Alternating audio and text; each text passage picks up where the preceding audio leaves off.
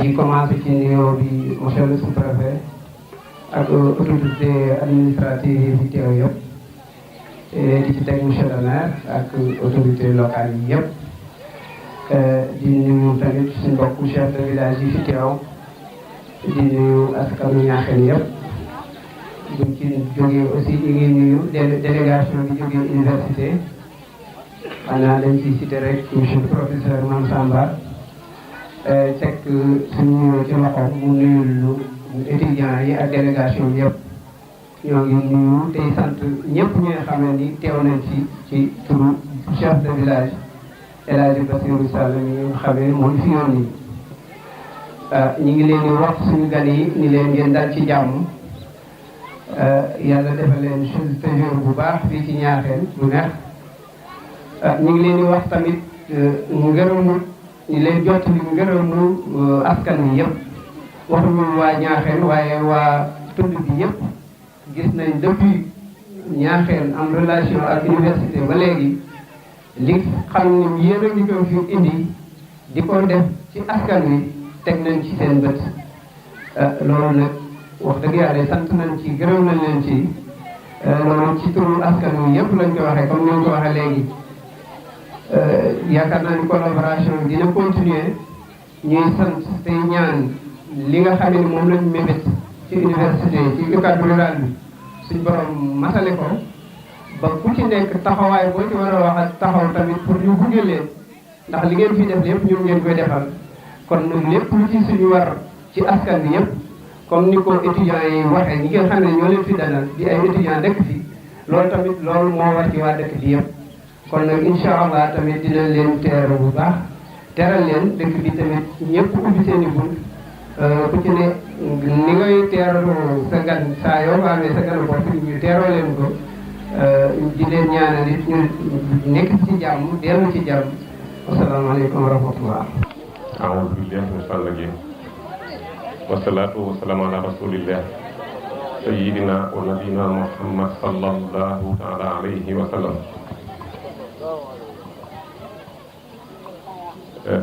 Monsieur le sous-préfet,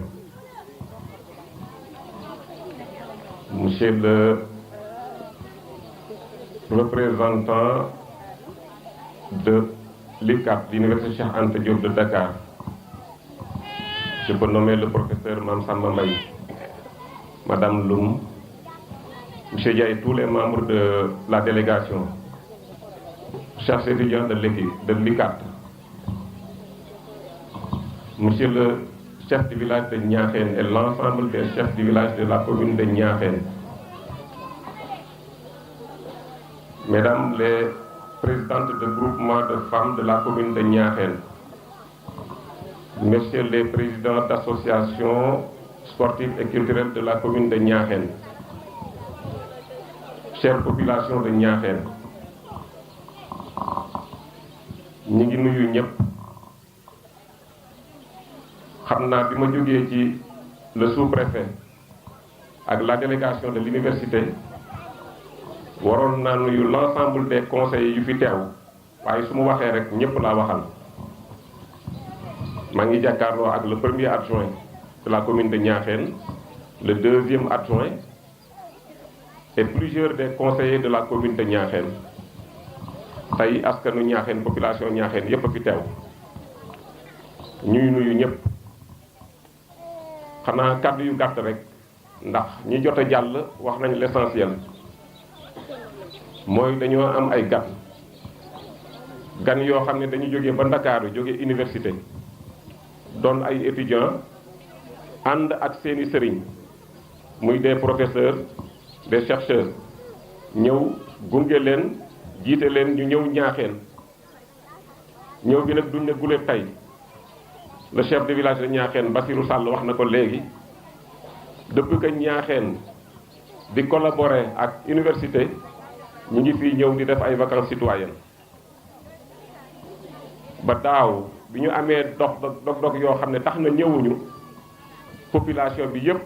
ñoo jàmbat ne ñun kat bëgg nañ les vacances citoyennes ñu di ko dellu si. je me rappelle très bien ci réunion boobu sax am na ko wax ne soo leen ko doon mën a def tous les 6 mois sax population bi dañuy gën a tàccu. kon li ngeen fii def askan wi gis nañ ci seen bopp. chaque année nag dana am ay coppite du ma wax ay coppite sax mais ay innovation ay bees yu ñu ci dugal yoo xam ne yépp pour gën a ñoŋal mbir mi la. def nañ ci ay réunion 3 à 4 reprises xam naa xëy na bu ñu jëlee parole danañ ci gën a ñëw waaye li waral cérémonie bi tey rek mooy dalal gan ñi wax leen ne dal leen jàmm ci commune Niakhène. xëy na étudiants yi ñëw am na ci ñu ci jot a xam Niakhène am na ñoo xam ne ñu ngi door a ñëw Niakhène su ko defee ñu ne ñëpp dal leen ak jàmm li ngay commencé ci maire bi jaare ko ci sous-préfet ba ci gone gi gën a tuuti ci commune bi tàllal nañ leen seen loxo ubbi nañ seen i bunt. le président de l'arène wax na ko léegi lépp lu ngeen yaakaar ne mën nañ leen ko jàppale. dafa wax ne sax su ngeen ñu ca woowee waaye lépp lu ñu yaakaar ne yittewoo ngeen ko du ñu xaar sax ngeen woote ca dinañ leen def fekk ci jàppale leen. li ngeen fii def ñun lañ koy defal suñu bopp ñun ngeen koy defal ñun ñoo ciy bénéficié wu. ba tax na maa ngi ñaan population bi yépp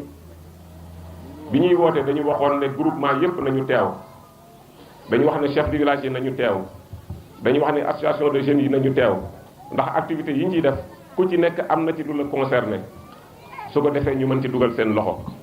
liggéey bi yomb ci yéen njariñ la ëpp ci ñoom kon daal mi ngi bëgg a guddi ñu di leen wax dal leen ak jàmm Niakhène mu ngi nii ñu di leen nag masawu coono yi Dakar ak fii sori na ci ay vacances ngeen nekk munoon ku ci nekk dem féexal xolam wala dox ci loo xam ne boppam la cay gis waaye yooyu yëpp ngeen bàyyi ko ñëw ne da ngeen di jariñ ci commune Niakhène comme ni ñu ko gisee ci banderole bi dañuy wax l'UCAD au service de la communauté kon dafa ñëw pour di def lu jariñ askan wi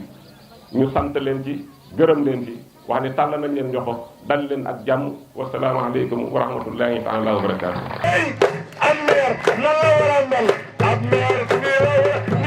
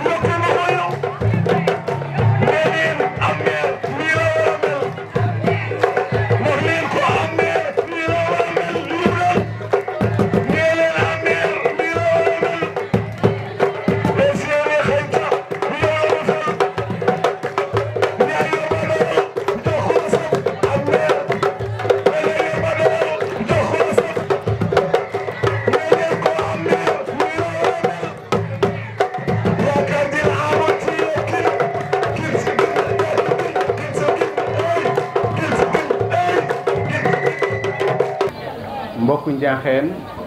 ñoo ngi leen di nuyu di leen sargal ku nekk turam ak santam. Monsieur le sous-préfet, monsieur le maire de la commune de Niakhène, monsieur le chef de village de la commune de Niakhène,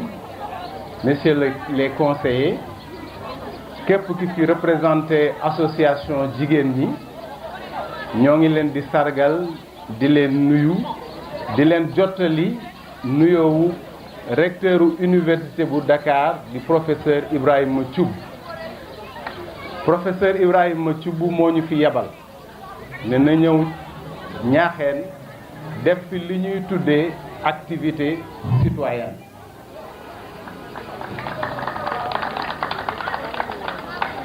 kàddu yi siy topp kàddu yu ngërëmaate la ndax ku jógee Dakar ñëw am ku la dalal sant war na ci. dalal bi rafet na teg ngeen ñu ci ay conditions yu baax yoo xam ne dina tax suñu liggéey gën a rafet ñoo ngi leen di sant di leen gërëm ci loolu. suñu programme bi nag lan moo ko wundu dañu fi def ay activités citoyennes ci ay gox yu bari ci Sénégal yàlla def ñu ñëw Ñaaxeen 2005 def ci fi activité yooyu waa Ñaaxeen kontaan ci trop ne ñu université may nañ leen juróom fukki hectares ci suuf te loolu kenn amul fayam mënoon ngeen ko jël bay ci am ci koom mënoon ngeen ci def lu nekk ngeen ne dañ koy jagleel université Cheikh Anta Diop bu Dakar bi loolu amee université nag ne léegi dootuñu dem Dakar yem Dakar rek mais dañuy toxu dem Ñaaxeen def fa beneen université bu Cheikh Anta Diop bu Dakar loolu moo waral at yi yëpp ñoo ngi jéemantu di ñëw Ñaaxeen ngir def fi beneen université liñ ñu jox ñoo ngi wut moyens yu ñu am yëpp pour valoriser ko pour profit wu waa Ñaaxeen lu tax université di def activité citoyenne képp ku toog fii man ci sama payoor yow participer nga ci képp ku nekk ci Sénégal ci li tax xale yi di jàng étudiants yi participer nga ci bu ñu amee loolu nag ba pare dañ ne delloo njukkal war na tax na AISA lépp lu université mën lu mu ndaw ndaw ñu ne nañ ci jël as tuut delloo ko waat ci askan bi tax ñu mën toog foofu ndax wolof Njaay yaakaar na daanañ def ne ku la nekkal ci naaj bi nga mën ko nekkal ci kër gi yéen ñu nekkal ci naaj bi donc war nañ leen nekkal ci kër gi ñu fekk si war leen ci naaj bi nekk si yéen loolu moo waral suñu tànk yi programme mu ren bi nag dañ ko tëgg ci ñeenti anam dañu ne doomu aadama bu fekkee dafa bëgg développement wu réew lu ci jiitu mooy wér-gu-yaramam boo amul wér-gu-yaram doo mën taxaw bay liggéey bay am développement ñu ne donc suñu premier pàccu intervention nañ ko def ci wér-gu-yaram ba tax ñu mobiliser ay docteurs yu nekk université Dakar ñu ne leen nañu dem dellu ci askan bi def ak ñoom semaine ñu xool seeni jàngoro lu ñu am as tuut ci garab jox leen ko gratuitement donc mooy boobu mooy premier pàcc bi ñu fas yéene ko def fii ci Ñaaxeen waaye ñu ne yemu fa rek ndax comme commune Ñaaxeen am na ñetti poste de santé ñu délocaliser activités yi di dem xawlu defi fa ay activité dem ndemeen defi fa tamit ay activité waaye ñu ne yemul ci loolu bu fekkee da nga bëgg a am da nga mën bëgg développement sama mbokku siise yeeg silla yi xam nañ ko il faut que sa biir nga am loo ci dugal ndax maire bi war na xam loolu bu ñu fi ñëwee dinañu teral dugalal ñu dara suñu biir xam naa mais ci boppam la koy njëkkee donc bu fekkee da nga bëgg a dugal dara sa biir il faut que say yar mi jur gi ñu toppatoo at yiñ fii ñëw yëpp defuñu woon loolu ñu ne nag ren dinañ def innovation ndax université Dakar ci biiram am na école bu ñuy wax école inter-état science et médecine vétérinaire seen xam-xam dafa màcc jëm ci luy faj jur gi ak mala yi ñu ne ren dañ leen di ëndaale ak ñun ñu wër gox bi fu ñu mën dem seen tànk mën fa egg ñu egg fa gis mala yi luñ ci mën ci def ci pàcc ñu def ko ak ñun donc boobu muy ñaareelu pàcc bi ñuy def ñu ne waaye bu fekkee da nga bëgg développement il faut nga am sécurité alimentaire ku ëmb sa sànqal ëmb sa kersa donc il faut que ñu defal suñu bopp jéemantu am suñu mbay luñ ci mën dundee ñu ne université am na fa ay pàcc yu bari yuy liggéey ci mbay ñu ne université dina wër ci àdduna bi di waxtaan ak ay nattongoom ci mbirum mbay lépp luñ ci xam nag nañu dellu si ñu nag waa Ñaaxeen ñu waxtaan ak ñoom ndax ñaari mbir moo am université bu ñëwee ak population yi communauté yi dafay jéem a jëriñ population yi mais dafay jéem a jëriñu tamit ci population lépp lu ñu xam as tuut ñu teg ko ñu ne ñun xam nañu lii population bi lu ñu am ñu teg ko ñu ne xam nañu lii ñu weccante ay xalaat li ci génn mu nekk njëriñu askan bi boobu mooy pàccu sécurité alimentaire ñu bëgg def ay formation ndax bayum nawet rek yorul réew te gis nañu nawet bi nu muy mel at bu nekk lu ñuy wax changement climatique jaar na fi donc ndox taw bi day gën a di wàññeeku at bu nekk ñu ne donc nañu xool naka la ñuy mënee di bay suuf si ngir diiru at bi yëpp jigéen ñi ñoom ñoo yor waañ yi ñu am kàttan lañu ci loolu ñu war a sargal lañ ci loolu nañu fexe dañu leen jàngale ay mbay yoo xam ne boo tegee sa taabal sa biir kër bu togg jotee da ngay dagg sa lujum rek dugal sa cin donc muy ñetteelu pàccu sécurité alimentaire waaye du fa yem dinañu xool waa vétérinaire ak ñi nga xam dañuy jàng yar université naka la ñuy xoolee ba yar ginaar yeeg yar xar yeeg yar bëy yi ak gàllankoor yu muy àndal ndax ku nekk xam na ne ay feebar yu doy waar dina jóge ci mala yi dem ci nit ñi naka la ñu mënee waxtaanee loolu ba kuy yar sa kër kuy yar sa wetu kër nga xam yan précaution nga war jël ba loolu jàngoro yooyu war bañ jóge ci mala yi ñëw ci nit ñi donc boobu muy beneen pàcc bi ci mujj bi nag te boobu moo ci gën am solo mooy dooleel organisation de base bi ñu ñëw nañ fi ñëw ak monsieur le maire ak monsieur le préfet def waxtaan fekk organisation féminine yi ak ASC yi ñu yóbbu ko càmbar ko ñu ne am na lu manqué ndax tey buñ ne financement ngi nii femmes yi pour ñu jot ko ci réew mi dina metti ndax organisation bi ñu am na lu ci des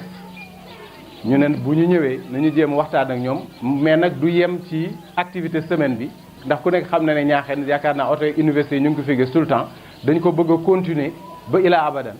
lu ñu mën a xam ci luy doxal association ñu indi ko ñu former leen ay waa école de l'économie appliquée yi ñu ngi ak ñun naka la ñu mën a fexe ba ñooñu seen association yi ñu am bu financement taxawee bu ñu nee bëgg naa ko ñu jox leen ko ne leen mën ngeen ko liggéey donc boobu mooy beneen pàcc bi bu ci mujj bi muy alphabétisation yi ndax boo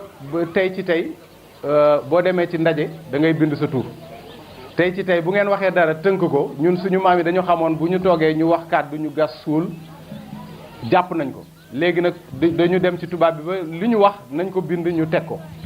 te association yi si bëri gis nañ ne bu ñu waxee dañ naan waxoon nañ fi nangam mais binduñu ko fenn te bind bi dafa am solo ñu ne alphabétisation dinañ ci def dara loolu mooy pàcc yi nga xam ne yi moom la ñuy liggéey waaye liggéey du yem ci liggéey rek bés bu nekk dañ ci boole ay yeneen mooy dinañ def galayaabe yaakaar na dinañ ci am xawaare bëgg nañu xam cosaanu Ñaaxeen dina am historien yoo xam ne dinañ ñëw ñaame waxtaan ak xale yi ndax école tubaab lu tax mu doy waar mooy booy jàng école tubaab looy gën a sori nga gën a sori sa waa communauté te loolu baaxul donc dellu siwaat bi ci communauté bi xale yi dañ leen di delloo siwaat ñu waxtaan ak communauté bi ñu mën a delluwaat ci seen communauté donc bu ñu jógee ci loolu nag bu mujj bi mooy match de gala boo xam ne matchu xaritoo diggante xale Ñaaxeen yi ak xale UCAD yi te xam naa ne xale UCAD yi dinañ leen dóor yu metti te dinañ teg coupe ñu yóbbaale ko incha allah donc mu doon loolu la ñu façon yéene def si bés bu nekk nag dinañ waxtaan ak yéen ci rajo bi pour joxe programme boo xam ne bés bu nekk lan la ñu war def loolu lañ ne woon professeur Ibrahima Thioub waa université bu Dakar loolu la ñu yabal ne nañu ñëw def si ko Ñaaxeen ñu ànd ceeg délégation boo xam ne boobu ba léegi ñoom ñoo ci taxaw ñu leen di sant di leen gërëm ci seen liggéey muy professeur Fadam Loum professeur Ibrahima Dia muy professeur Aboubacry Kane muy Diène Ngom muy Bamba Faye muy Ousseynou Diouf ñoo taxaw comité bi di gërëm nag étudiants yi ak médecins yi ak ñëpp ñu nangu ànd ak ñun ñëw ci Ñaaxeen bi ñoo ngi leen di gërëm waa Ñaaxeen asalaamaaleykum wa rahmatullahi taala wa barakatu mbooloo mi monsieur le maire et monsieur les conseillers municipaux et le premier adjoint au maire de la commune Serigne May et son deuxième adjoint Maoudi Gueye et l'ensemble des chefs de village et les notabilités religieuses et coutumières. Monsieur Massamba, le coordinateur des vacances citoyennes, Madame les professeurs et les professeurs, chers étudiants, population de Niakhène. Monsieur le coordinateur, dites à Monsieur le recteur Thioub, nous avons une grande satisfaction de la collaboration entre la commune de Niakhène et l'université Cheikh Anta Diop. Il y a de cela quelques années, chaque année, après les vacances citoyennes, nous évaluons les activités et chaque année, il y a une certaine innovation dans les programmations. Il faut aussi dire aux professeurs que nous sommes très satisfaits de la qualité, surtout de l'accompagnement en allant de la formation jusqu'à la consultation gratuite. Les populations sont vraiment satisfaites des prestations que vous leur faites. Je vais terminer par les étudiants. Pour dire aux étudiants que vraiment nous sommes très satisfaits dans la mesure où ils ont renoncé à leurs vacances. Ils ont fait 10 mois d'année scolaire, ils ont renoncé à 2 mois de vacances pour venir servir la communauté, pour venir échanger avec les populations de Niakhène. Ce n'est pas seulement Niakhène village, mais Niakhène des profondeurs. Et nous sommes très contents. C'est l'occasion de vous souhaiter la bienvenue. Comme nous l'avons dit sur Olof, dalal len ci jàmm. Et je ne peux pas terminer sans autant parler en Wolof pour nos mamans. Vraiment, maa ngi sant suñu GPF yi di gërëm chef de village yi di gërëm équipe municipale yi jaarale ko ci chef de village yoo xam ne ñoo def déplacement bi pour ñoo fekkee bés bi. bi ñu ko paree sant coordinateur vacances citoyennes mooy professeur Massamba teg ko ci loxoom pour mu jottale ko recteur Thioub ne ko ñu ngi koy sant di ko gërëm vraiment kontaan nañ lool ci doxalin ak ci collaboration boo xam ne UCAD rural ak commune bu Niakhène du ma ne sa ak arrondissement de Niakhène am na ko ñu ngi koy sant di ko gërëm vraiment du ma jeexale sans remercier encore professeurs yi ci seen taxawaay bi seen gunge bi mais surtout ci amélioration quotidienne ak vécu en allant de la formation ba assistance bi nga xam ne ñu ngi koy indi ci jigéen ñi ak ci ndaw yi booy ci biir commune bi jaarale ko ci consultation bi ak xarfal boo xam ne dañ koy def at bu ne vraiment ñu ngi leen di sant di leen gërëm di leen dalal jàmm du ma ko jeexalee sans remercier étudiants yi ñoo xam ne heure bi seen morom yi ñu ngi vacances en profondeur mais bàyyi nañ seen vacances bàyyi lépp bàyyi seen yitte ñëw pour askan bi ne serait-ce que enseignement boo xam ne ñu ngi leen koy jox école ñu mën a ko séddale ak population yi ñu jógee ci phase théorie bi ñëw ci phase pratique bi mu am njëriñ lool ci askan bi am njëriñ ñoom tamit ci seen njàng bi je pense que loolu vraiment ñu ngi leen di sant di leen gërëm tamit di remercier le comité d'organisation boo xam ne moo fi nekk Mass Ndiaye jiite ko jaarale ko ci Arkayor ba ci étudiants yi ba ci femmes yi ak bépp ba population bu Niakhène boo xam ne mobilisé nañu pour que semaine boo xam ne war ngeen ko fi am mu nekk semaine boo xam ne ça sera de la réussite. Je pense que mobilisation baa ngi fi étudiants yaa ngi fi jeunes yaa ngi fi jigéen yaa ngi fi ñëpp yaa ngi fi communauté bi yëpp a mobilisé pour que vraiment seen séjour bi nekk séjour bu mujj ayib.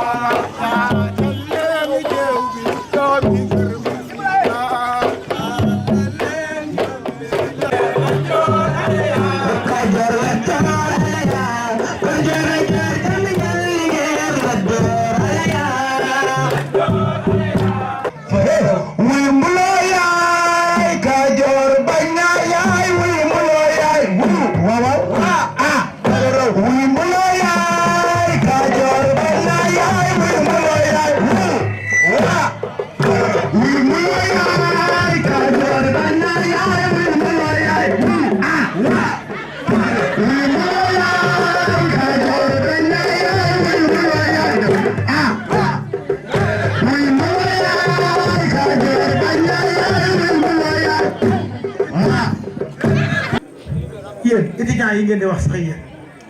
yéen lan la yéen ay doomi jàmbur la ñii man maay seen avocat yow mi ku leen nar a jàpp ci réew mi di leen bandi barajee ma jàpp leen dugg leen sama lamañ baraje leen waaw léegi nag étudiants yi ngeen di wax bu leen yaakaar dañoo ñëw rek ni toog rek de luy seen sabab kay xaaral kay ku dégg séeréer ñuy jàng ci école ba naam jàng la fa yóbbu waaye la ñuy jàng nag am na lu ko sabab laaj ma ko am na docteur ci biir ay docteur yu xam ni dañ lay faj normal yoo seen i këyit am na ñoo xam si ni mbirum sàmm ak bay moo leen tax a ñu moom la ñuy jàng di ko yóbbu seenum réew ak képp koo xam si ni yàlla mi ngi la ciy wërsëgale ñu laa la koy baaxee. waaw dina daal di bañ a. ah déglu ma rek nag moom ma déglu rek di nga dégg de déglu ma. maman déglu ma déglu ma rek ayca ñu dem am na ñoo xam si ni tamit nee naa la dañuy bay di bay di nga mën soble gerte ñoom ni pataas basante supame xuluñu géej roos lépp la koy bay. non baba wàññi loolu ëpp na proportionnel la moom gerte gi moom proportionnel